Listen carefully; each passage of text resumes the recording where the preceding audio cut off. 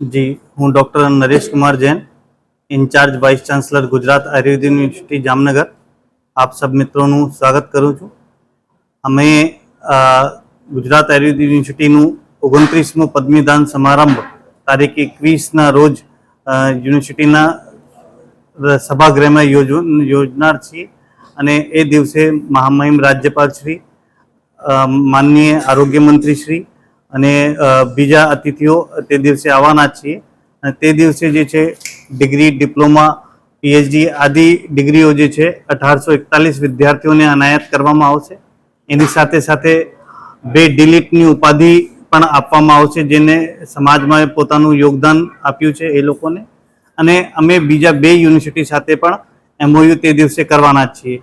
આ સાથે વિદ્યાર્થીઓ અને સ્ટાફ બધાને પણ એક પ્લેટફોર્મ મળશે જેથી પોતાનું જે બળ છે કર્મચારીનું આખું બળ નથી, ખુદ કુલપતિ પણ અત્યારે ઇન્ચાર્જ છે, કેટલા લોકોનો સ્ટાફ અત્યારે ઘટમાં છે ને આ કેટલો પડકાર ઓછા સમયમાં કરવો?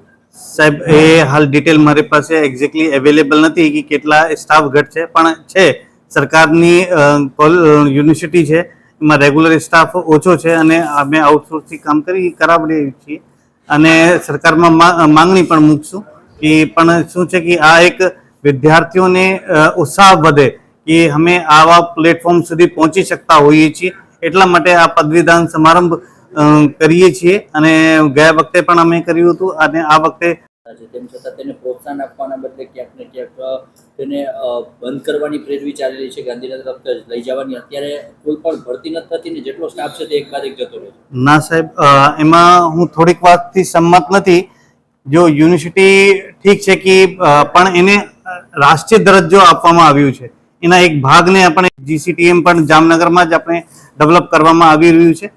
તો મને એમ લાગે છે કે આ વસ્તુ વ્યાજબી નથી। બાકી એ છે કે યુનિવર્સિટી પોતાના ડેવલપમેન્ટ માટે સરકાર પાસે જઈ રહી છે અને સરકારનો પણ સહયોગ મળે છે અને એના એક્સટેન્શન કાઉન્ટર છે કે બીજી જગ્યાએ યુનિવર્સિટીને ડેવલપ કરવા માટે પ્રયાસો ચાલી રહ્યા છે।